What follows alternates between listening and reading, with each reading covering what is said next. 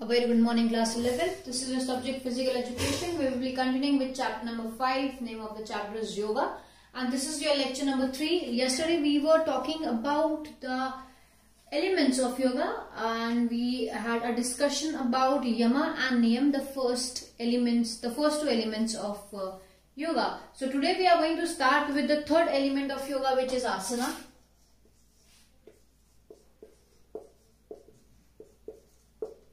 Okay, so when we talk about asana, that is the third level of yoga, and it is a kind of a position or a posture of a body. So whenever you perform any kind of asana, that is basically the position or the posture of the body.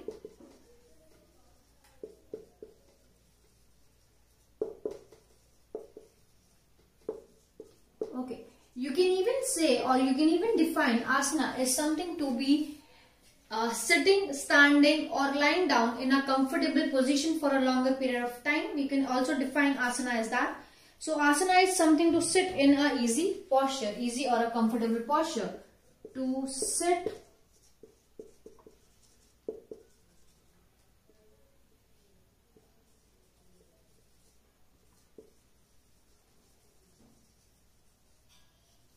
comfortable posture.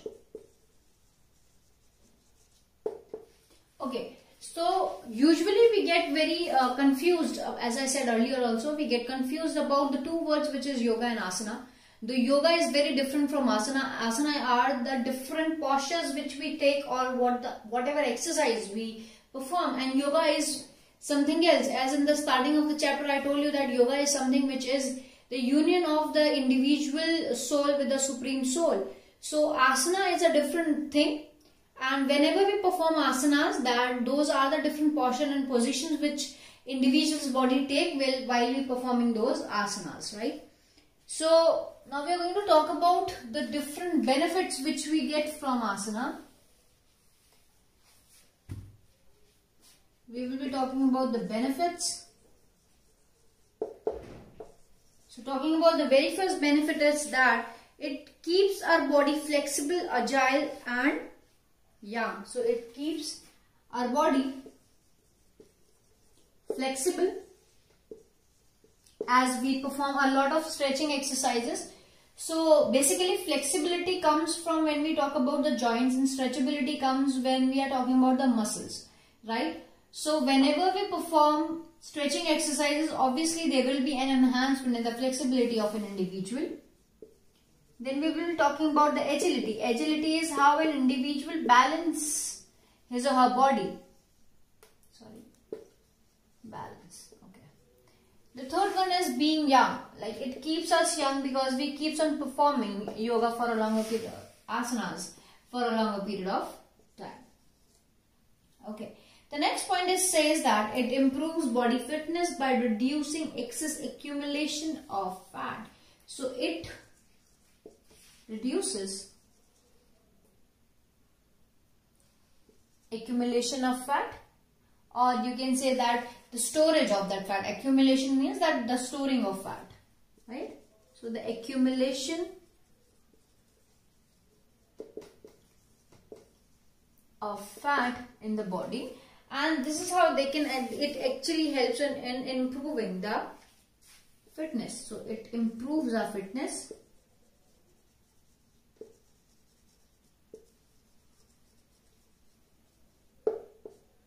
Okay.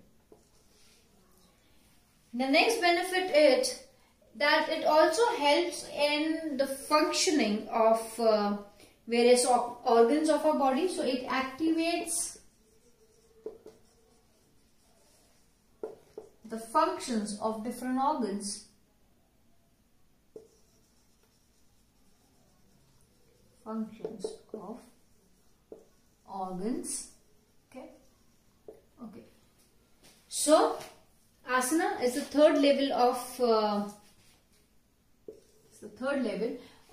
yoga, the third element of yoga, and the benefits are it enhances the body flexibility, agility and make us or feel us very young, because all As I said, it activates the functioning of our different organs or the systems which are there in the body. And it also reduces the accumulation of fat, that is the storage of fat in the body, and it keeps us fit. Okay. Moving towards the types of asana, though we are going to discuss this asana in the further chapter also, but still the types. So there are basically 3 types of asana, right? So asanas also have 3 different types. The first is the relaxative asana. As on the lecture I was discussing about the relaxation which is provided by asanas, and that is the relaxation which is provided when we perform laxative asana. Next one is your corrective asanas. So corrective asanas are the asanas which are used to correct different body postures or different problems which are there in the body. The third one is our meditative asanas, in which you sit in that position so that you can meditate. Okay. Those are your meditative asanas. So these 3 are the different types of asanas. Though we are going to, as I said, we are going to discuss it in detail afterwards in the further chapter. So it is basically which was important for you to understand. Okay. Moving towards the 4th element of yoga. The 4th element of yoga is pranayama.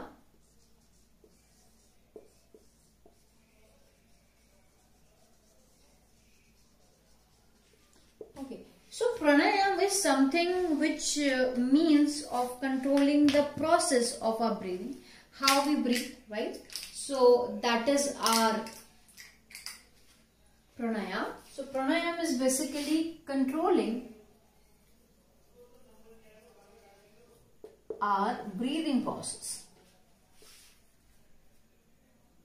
Sorry.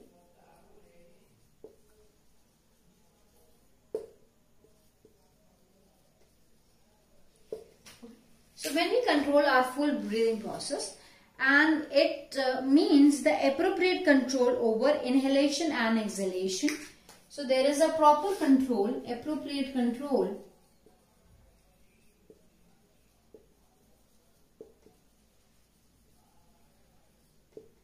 over our inhalation, that is inhaling, right? Taking in the air which is there, inhalation, and we also tries and control our exhalation. Okay, so these are the 2 factors there, and so pranayama is something which is like when we control our breathing process, and there is an appropriate control over our when we have to inhale and when we have to exhale. For how much time do we have to stop in between while inhaling and exhaling? Okay.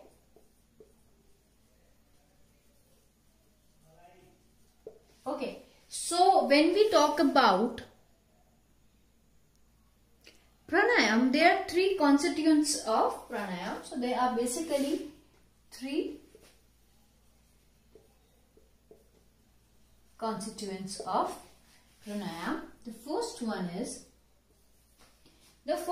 is your purak,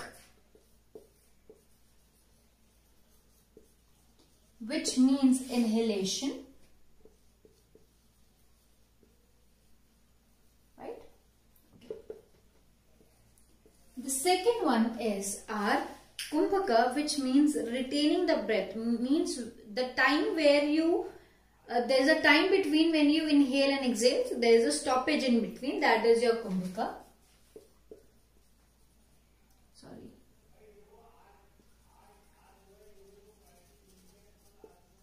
Kumbhaka. That is retaining your breath. Okay. And the third one is your Rechka. Rechka is your exhalation. So it is Rechka.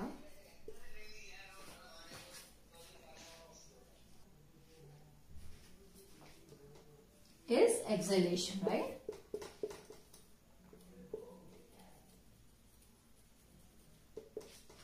Okay.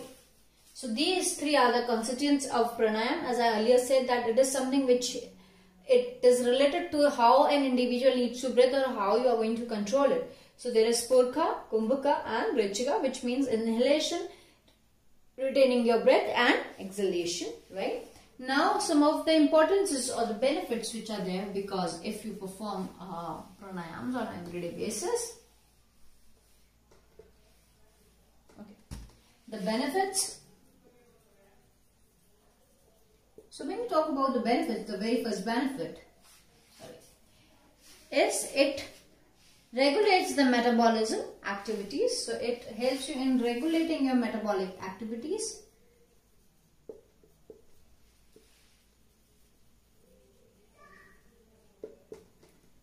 Metabolic activity, that means whatever you eat, that is observed and properly observed, and you know, whatever you eat, that is like distributed and all the nutrients are absorbed by the body. That is your metabolic actions. So activities.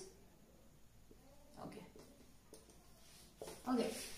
The next function or the next benefit of pranayam is it enhances the functions of, so it improves or enhances the function of heart and lungs. Enhances the functions of heart and lungs. See, our heart and lungs are the two body organs which work kind of, they coordinate with one another when they need to, when they need to have the blood flow or excess of oxygen in the body when we are working out or something. That is why when we perform pranayams, that not only enhance our respiratory system, but it also enhance our circulatory system, which is the functions, basically the functions of heart and lungs. The third one is it provides longevity to life. Provides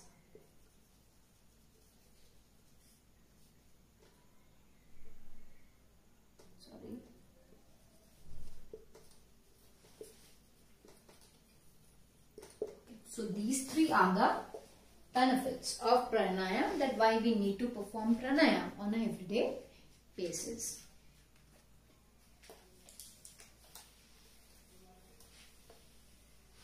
Okay.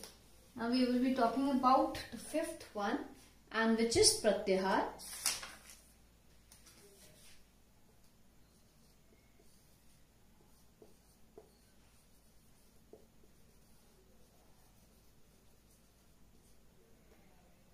Okay, so pratyahar is just the process of self-control in which one individual is able to exercise control over his or her senses. So it is basically a self-control. It is a self-control.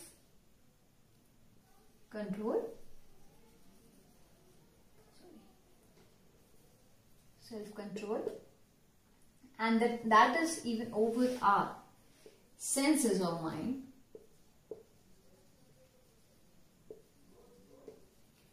Okay. Now how our senses works, or how our mind get diverted towards different things, that is what we are going to talk about in pratyahar.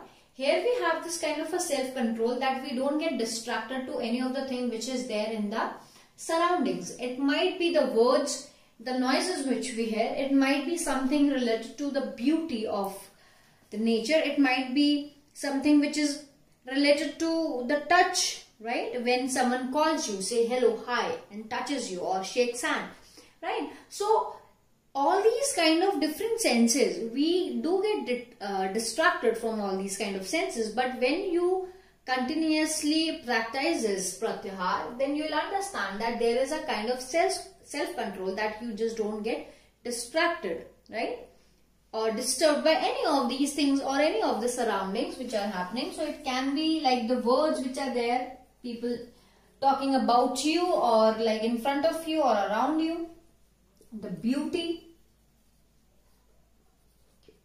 touch, and can be any other thing, okay, which actually kind of distracts you. Okay, so moving in further that in pratyahar the senses no longer respond to the external objects, right? There's, if you I've already told you that we just don't get, when you practice this pratyahar, that you don't react to any of these. So no reaction towards any of these things.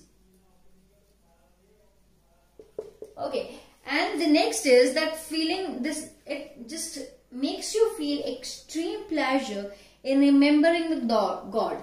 So we just don't seem like, you know, interested towards our basic nature, right? The environment, our houses, our family, our friends. But yes, we are more involved and we feel more of pleasure,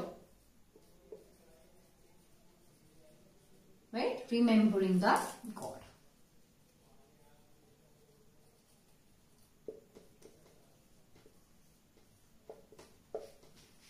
What you might have understood, pratyahar is something which is self-control over our senses and the mind, that we don't feel all those senses from which we get distracted, right? Okay. And the next one is your dharana.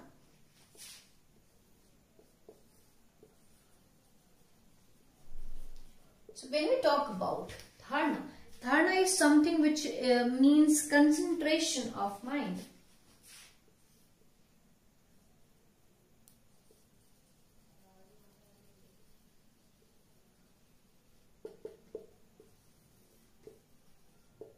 Okay, so when we talk about the concentration of mind, so mind need to set to one focal point. Now when we exactly know that when we talk about concentration, our mind need to focus on something, right? So there should be a focal point where we need to concentrate, right? And because we also know that our mind gets distracted by different things in the society.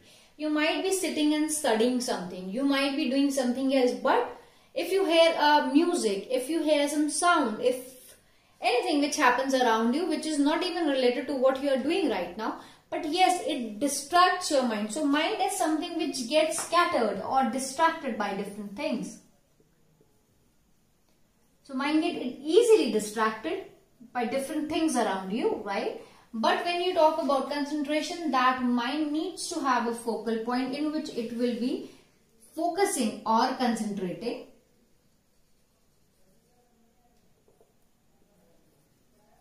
Okay. So dharana is the first step towards samadhi, right? That is the eighth element, the last element of yoga. So you can say that dharana is something which is the first step towards samadhi.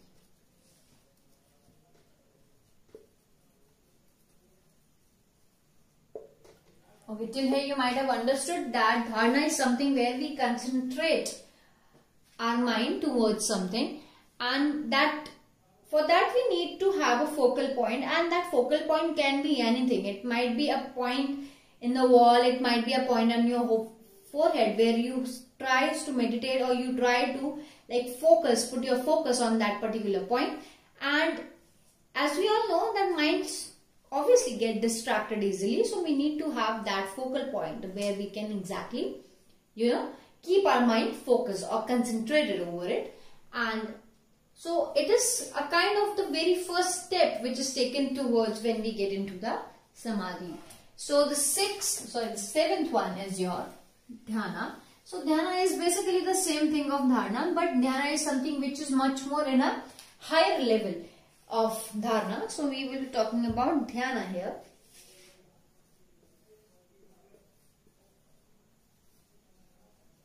Okay. So when we talk about dhyana, that means the process of complete consistency of mind. So we completely concentrate our mind. So we completely have a control over our mind. How we think, how we react to different things, what all things we wanted to get into connection, or whatever things which distracts us, we don't want to hear those things, so we kind of directly have that control over our mind, what all things are needed, required, important or not important, right?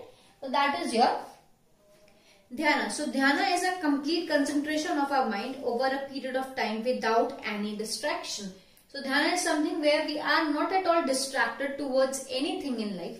So there is no distraction, right? So there is no distraction whether people are talking in front of you or their voices or anything. If you are in this particular condition or situation where you are meditating or you are putting that oneself in dhyana position, then you have no distraction. You have no connection with the outer world kind of a thing, where you completely have that control over your mind. Okay, so there is no distraction at all. The last element of yoga is samadhi. An individual takes samadhi, right?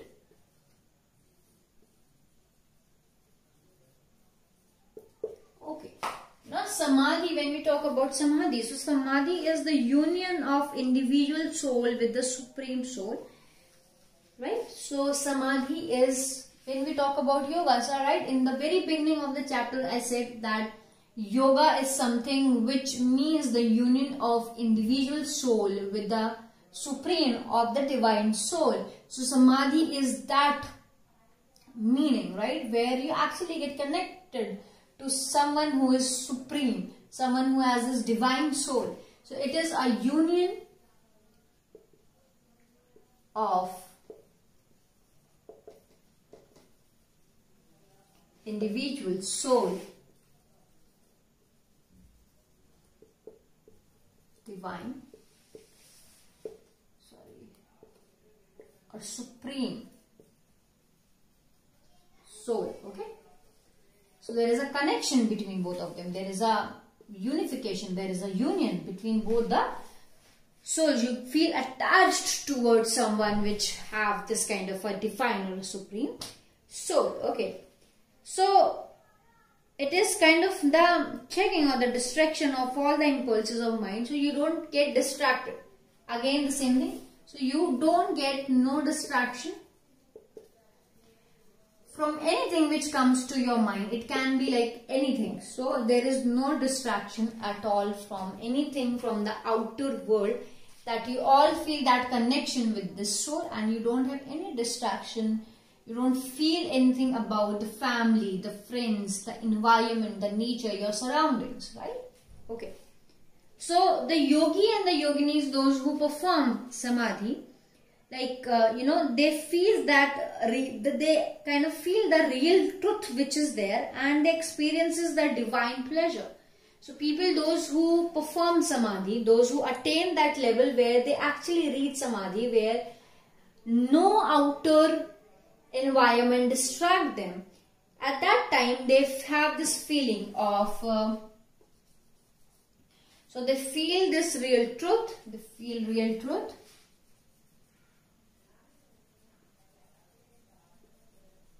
Okay. Next point, that they have this, they experience the divine pleasure. So they experience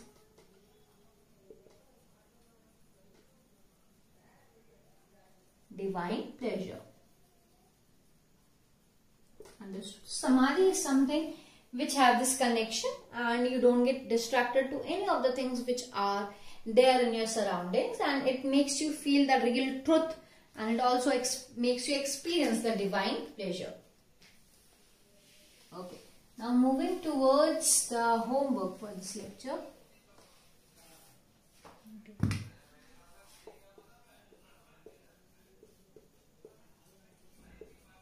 The homework. Okay. So the first question is explain dhyana. So you need to explain what dhyana is.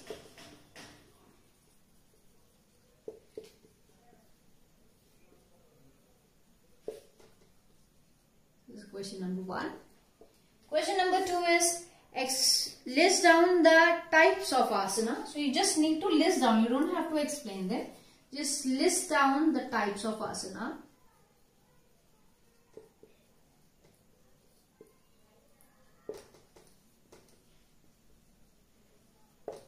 There are 3 types and you just need to write their names. That's it.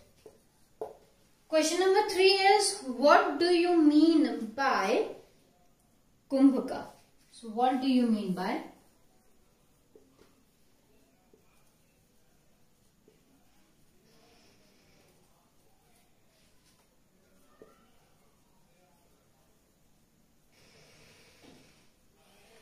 These 3 are the questions from the lecture number 3.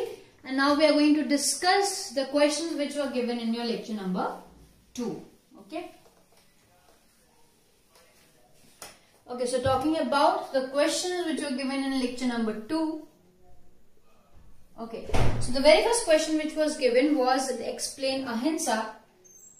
So the answer of 1 is, see, ahimsa where you keep yourself away from hurting someone. Keeping oneself away from hurting someone. Can be anything, right? So just you don't need to hurt someone. And we don't try to hurt anyone. So not even like thinking of something which comes like when we don't have any kind of ill thoughts also.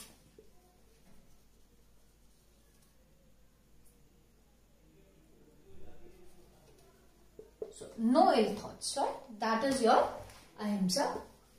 The next question was explain Swachh. So Swachh means purity. That you need to keep each and everything in your life pure, and here we are basically talking about the bodily function. So you need to keep our body physically and mentally strong, right? So it should be physically and mentally clean. For that you need to perform a lot of things, and the lecture we also talked about the Shuddhi Kriya, so you can also include Shuddhi Kriyas here. So physically and mentally you need to be clean, right? And here you can also talk about the Shuddhi Kriyas.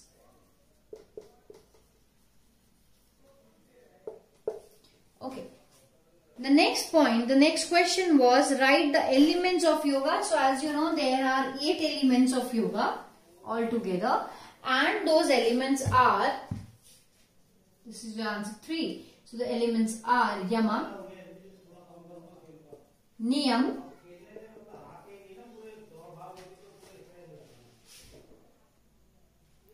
third is your asana, okay, fourth one is your pranayam,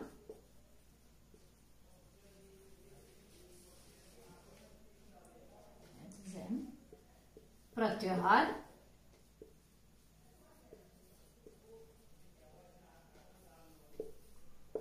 dharana, dhyana. Okay, the last one is your samadhi. This is the answer of your question number 3, which was given in lecture number 2, and this is the end of your lecture. Thank you.